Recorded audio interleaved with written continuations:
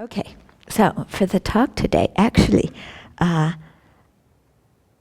this morning, Venerable Jampa and I were talking about what's happening in Germany, that there's been a lot of racist attacks by right-wing groups against immigrants in the country.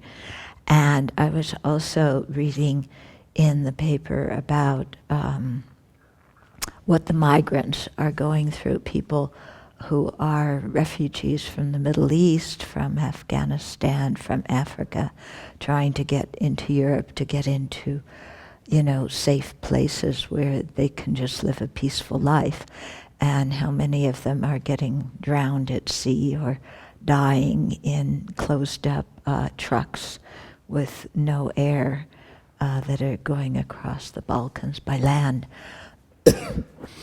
And to me, all of these problems they seem different, but they come together, and they all center around bias against people who are different than us, and apathy towards the living situations of other people. Okay?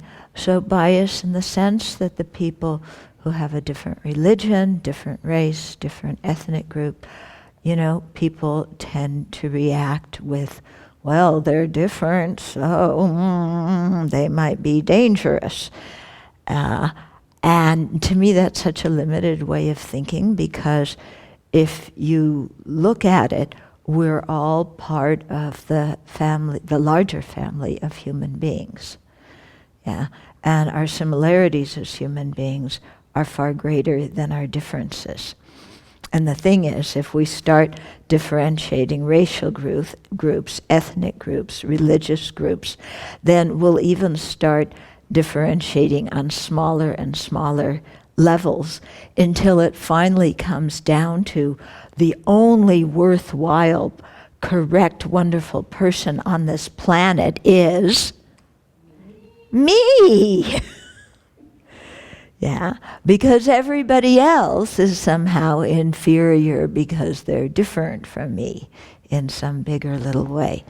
So, looking at the world like that, it's like, because what we all want is connection with living beings, but looking at the world in terms of differences and excluding other people, what it winds up with is we're all alone.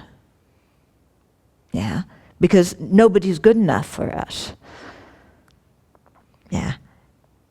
Tinge self-centered, don't you think? Yeah. Tinge self-defeating. Because who wants to live in a world where we're the only good person in it? I mean, that's not going to be a happy world. We're going to be pretty miserable and pretty lonely.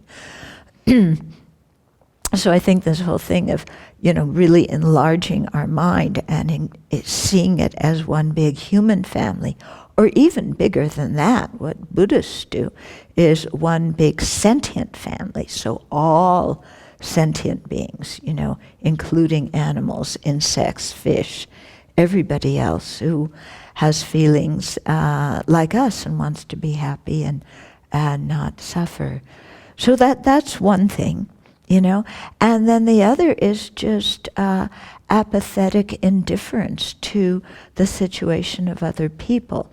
And so now Europe is getting really upset because there's all these people who are trafficking in other people, and as a result, the people who are getting trafficked are getting killed or injured or whatever.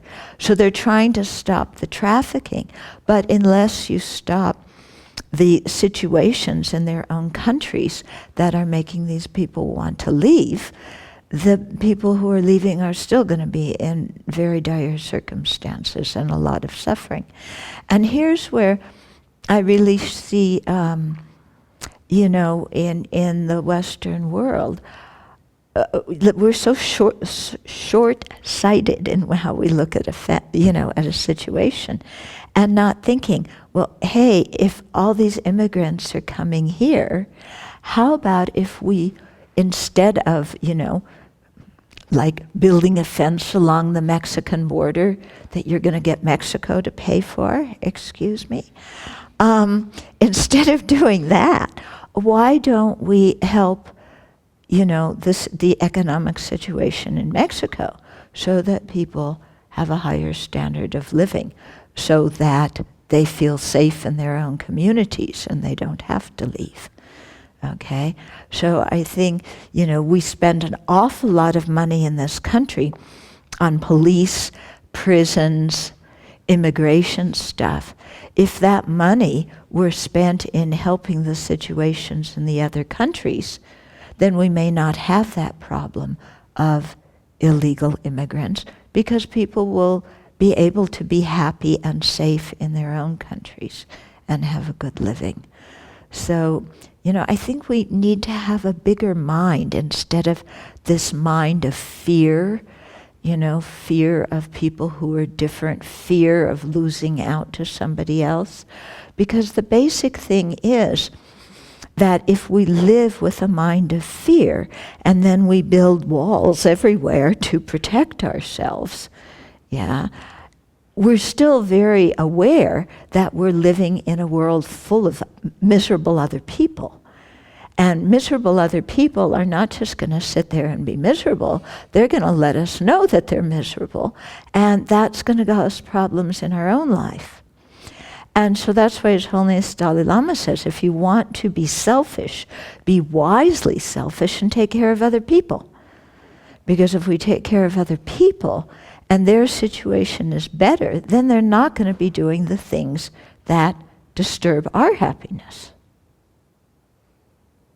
Yeah, it's kind of common sense, except sometimes we lack it. So, I think we really need to look beyond and open our hearts and really think creatively of solutions to problems instead of having a knee-jerk reaction of fear. Because I don't know about you, but I don't want to live in fear. To me, a life lived in fear is, my goodness, it's a terrible life. Mm-hmm.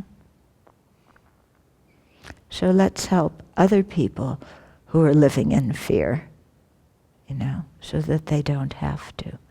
So this, I could go on and on and on about policy change if you want me to. Yeah, like what about domestic violence and families living in fear because quarrels in the family and somebody can easily get hold of a weapon. Let's stop that kind of fear as well. Anyway, I will get off my soapbox and offer that to you as something to think about, and how we can implement that in our daily lives and in our society and our politics. So this talk isn't just about Germany and what's happening in Europe. It's also about what's going on in this country. What I've been reading is more people have been killed in the U.S. by white right-wing groups than by terrorists. Far more people by right-wing groups than by terrorists. And I don't think people are aware of that, as much as they need to be. Because we put up a lot against terrorism because those people are different, but the terrorism that exists in this country against minorities done by right-wing groups is really quite abominable. As we know, well, the shooting in the Charleston church was one, but there's many, many things like that. There's some guy in Utah, and he came out with all of his friends. He's been grazing his cattle on land that belongs to the Bureau of Land Management. And, the federal government came to say, you need to remove your cattle from our land. He came out with all of his friends with weapons, about ready to start shooting. Luckily, the Bureau of Land Management decided to back off. But what this guy's doing is actually stealing from all the taxpayers of the U.S., to whom that land belongs. Yeah. So,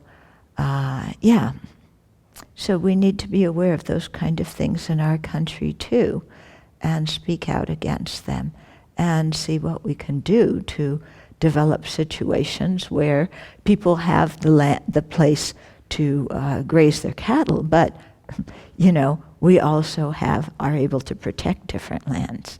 And it's coming up also in terms of guns and national parks, people wanting to go and do their gun shooting in national parks. Some camper, one man in his 60s was accidentally killed a couple of weeks ago because these guys made their own shooting range in one of our national parks, and a bullet went astray. But this is a dangerous situation again for people, and so to really look about how we can keep people safe